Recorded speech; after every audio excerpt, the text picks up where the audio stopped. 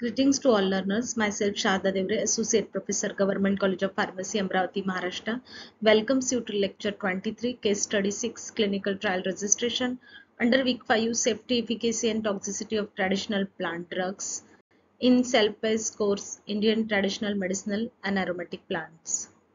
In previous two lectures, we have learned about the preclinical studies and clinical studies, and we have learned that these two studies data is finally responsible for the successful entry of any plant derived or traditional medicinal plant derived preparations or herbal medicines product in the drug market. So in this lecture we will learn about the clinical trials registration. Whatever the clinical trials that need to be performed either by the industries or institutes, educational institutes, medical colleges as a part of the students project thesis, that need to be registered to the this CTRI, Clinical Trial Registry of the India. For other countries, different registries are there. For international platform also there are the different registry.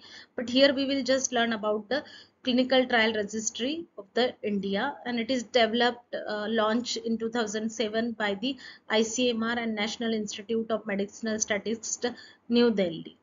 This trial registration expect the prospective registration of all clinical studies, and this must be helpful for getting these IDs, and that can be included into the paper publications or further communications to the local or regional or national authorities of drug approval. So this helps in that way. Then what type of the clinical studies are can be registered? So all type of studies. Some are interventional studies, means there are the drugs and placebo medicines are given. Some are observational studies, means no medicines are given, just observations are made based on the devices or lifestyle change or like that. Viability and bioequivalence studies, that is to new dosage forms or new route of administration. Then post marketing studies to understand the safety, efficacy or adverse effects or adverse event side effects, etc. And in addition, it may be noted that clinical studies from the traditional medicine systems as well as clinical studies conducted as a part of postgraduate thesis are also registered in the CTR. And who should register it? It should be the registrant, that is actually the principal investigator or the primary sponsor. So primary sponsor means actually who the person or the this can be the entity responsible for the all financial obligations of the clinical trials, while principal investigators means these are the physicians or the different medical background skill persons. Those deals with the patients and collects the data with the help of the statisticians, microbiologist, pathologist or pharmacist, and together they generate the various types of the details of the clinical trials.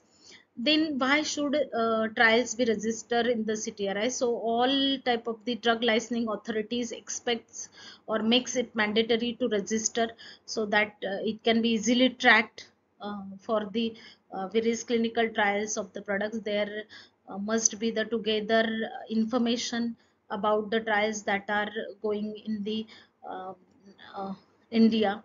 Then several general editors, ethics committee and medical colleges also have made it mandatory to register the clinical studies in the CTRI. And so the paper can be published or thesis will be accepted.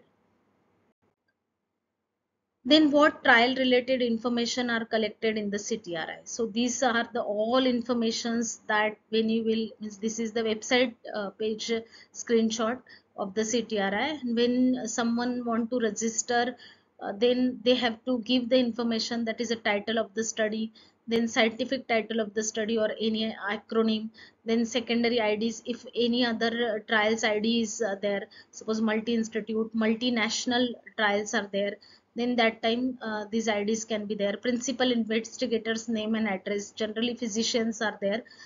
Principal investigators are generally physicians. Then contact persons for scientific query, contact person for public query.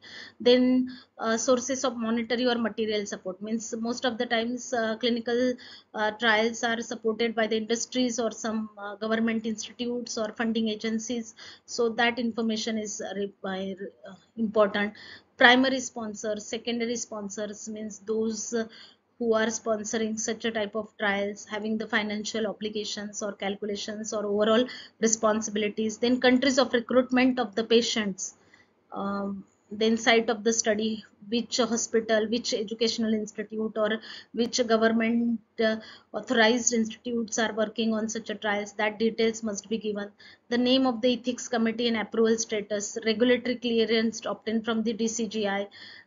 Most of the time it becomes necessary to get the regulatory clearance. I have told you in the previous lecture that INDA, investigational new drug application, need to be submitted based on the preclinical data so that the further clinical trial approval can be obtained. The health conditions and problem that need to be studied means whether the clinical trial is for anti-cancer drugs or anti-inflammatory drugs, or it is for the anti-Alzheimer's drugs, so like that. Then intervention and comparator agents, so there are what type of the drugs that are utilized, or which standard drugs, marketed already drugs are utilized to compare, or placebo is given.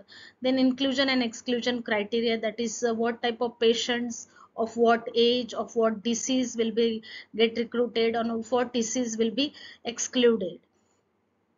Then the method of generating the randomization sequence, then how these patients will get the drugs or medicine in random way or in a specific manner, so everything need to be mentioned. Then blinding, masking, what primary outcomes are expected from the studies, or what secondary outcomes are expected from the studies, means exactly for example diabetes is there, then whether the uh, mm, various types of the different daytime sugar monitoring, or the other diabetic related complications, so what exactly the outcomes need to be expected.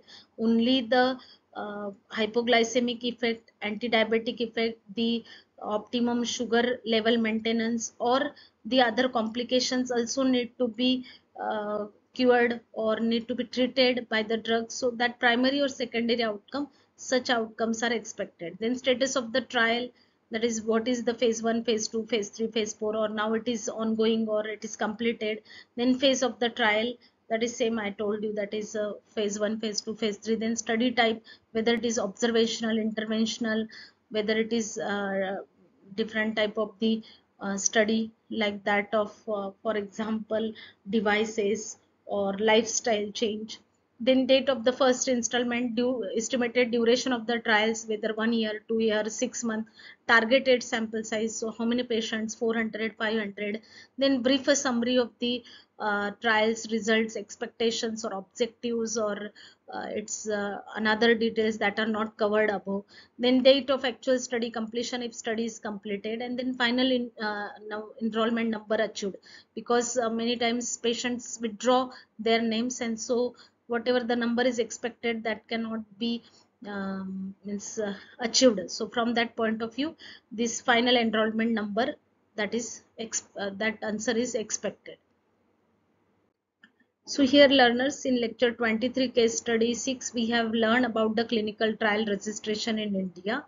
So after getting the successful promising results of the preclinical trial, the one can go for the clinical trials by submitting the INDA, and these trials can be the observationals or interventionals or post marketing, or these trials can be of a bioequivalence studies also.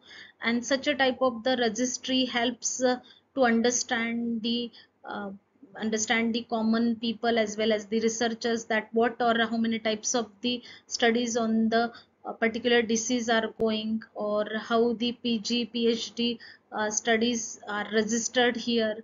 So this becomes the great source of knowledge from the point of view of clinical studies.